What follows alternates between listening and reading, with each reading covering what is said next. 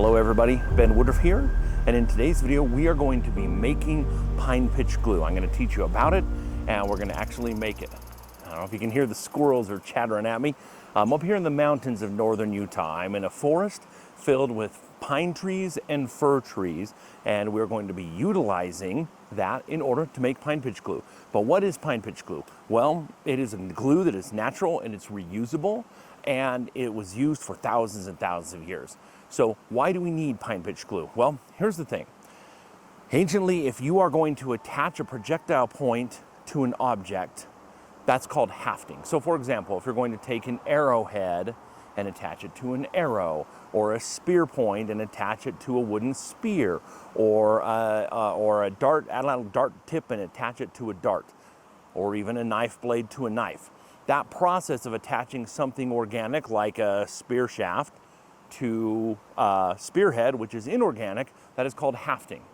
Now, in today's world, you can go to a gift shop and buy a fake arrow. And what I mean by fake is that it wouldn't actually work properly in real life, but it looks the part. And so those are made very incorrectly, and they're hafted incorrectly.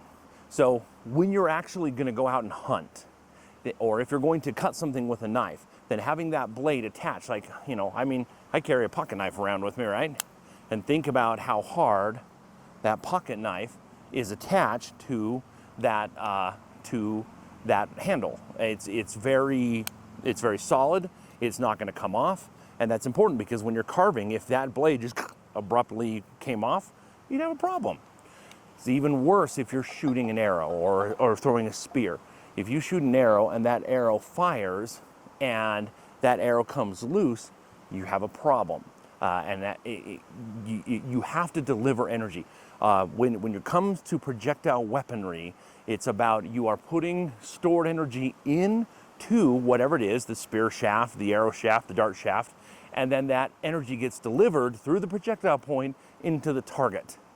And if the connection between the projectile point and the shaft are not solid and they are not operating as one, then you have a delineation outward of energy, and it's not going to cause the damage you need it to do in order to get your dinner. So it's very important. Same thing again, less crucial, but if you have a knife handle that's not very firmly attached to your knife, you're going to have problems. So when you go to these gift shops and you see these arrows, usually they are hafted incorrectly. Usually what people will do is they'll just take a dowel or a piece of bamboo and they'll split it, and then they will jam an arrowhead into that shaft and they'll just tie it on.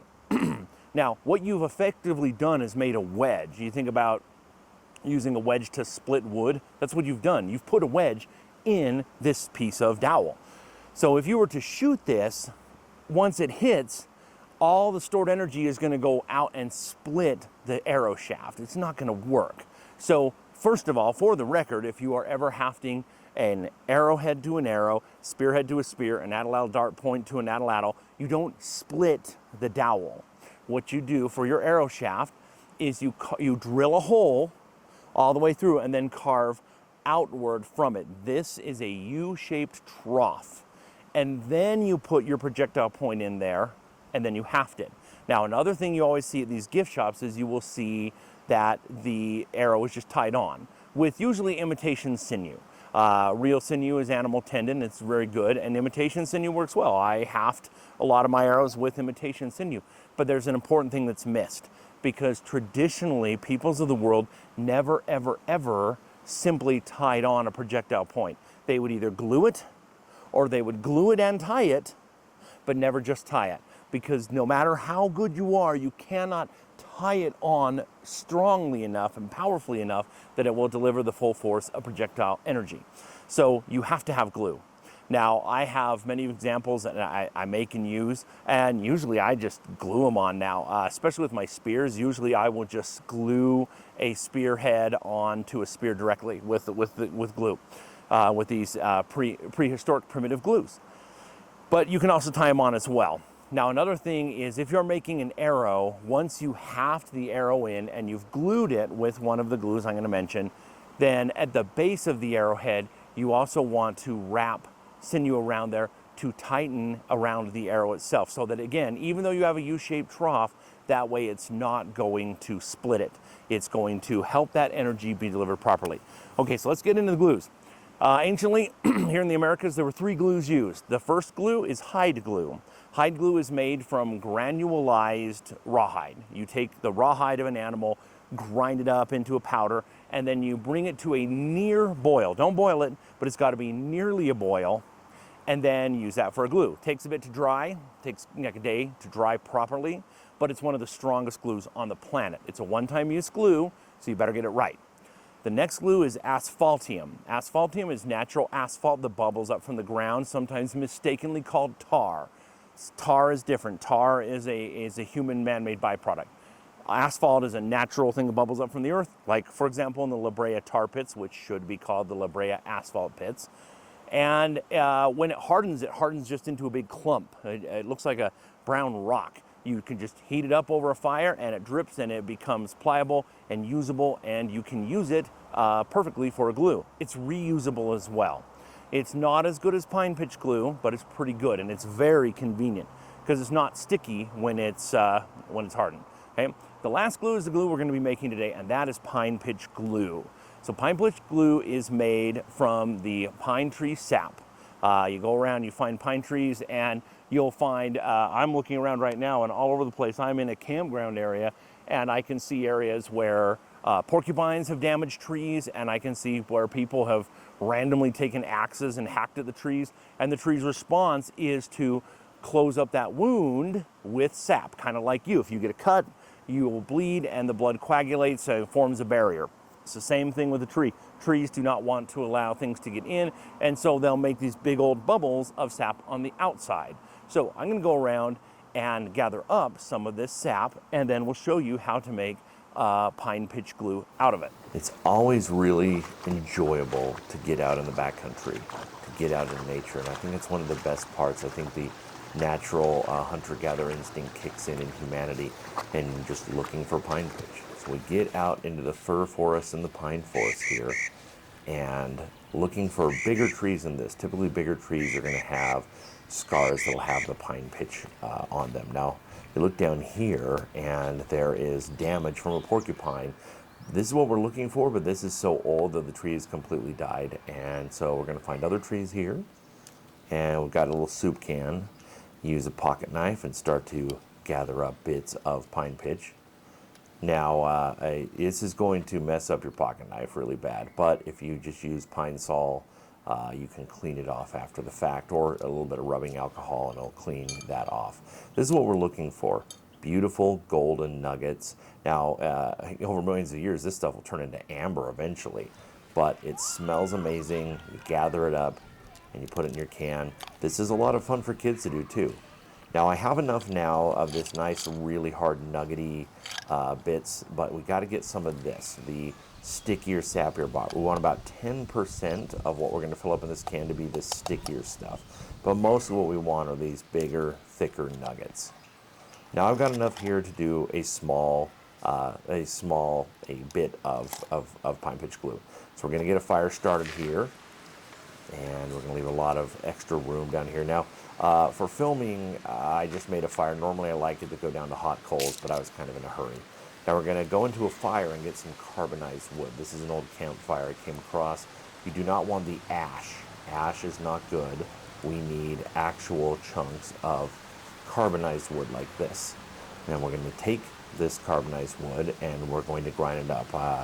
Got a chunk here, and I got a nice round stone that's flat on one side, and we're going to start to grind it.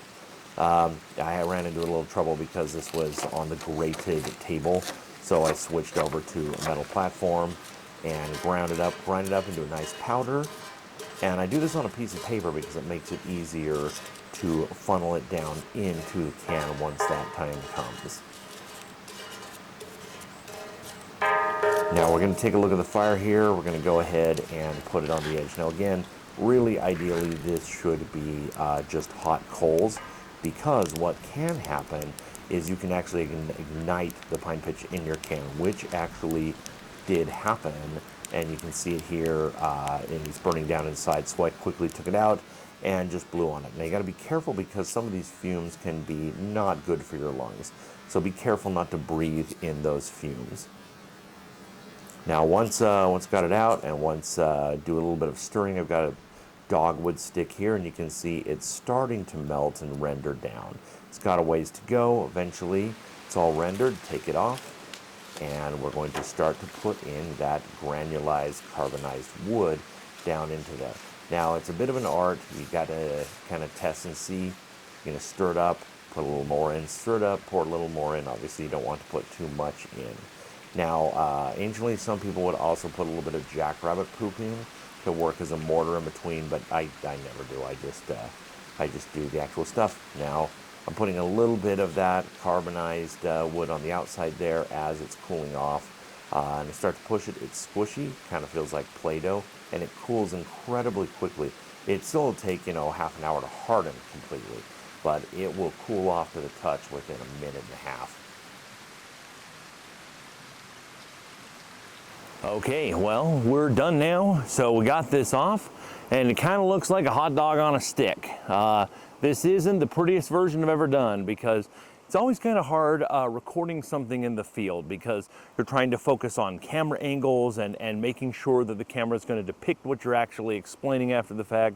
So normally this looks a little more uniform, but this is still a little warm, but it's going to cool off, and then you just cut it short, and anytime you need it, you just heat it up over a fire, drip it off into when you're hafting. If you got that little U-shaped trough in an arrow, you put a few dabs of this in, put the arrowhead in, and then you put a few dabs around the outside, and then lash it on with your sinew, and then you're nice and solid. And this makes a solid bond between something organic like an arrow shaft and something inorganic like a stone arrowhead. So hope you enjoyed seeing that and learning how to make pine pitch glue. Very handy, very useful. And so hope you enjoyed that. If you haven't already, if you could hit subscribe to my channel, I very much appreciate it. And always remember that life is a gift. So never stop learning and never stop exploring. We'll see you next time.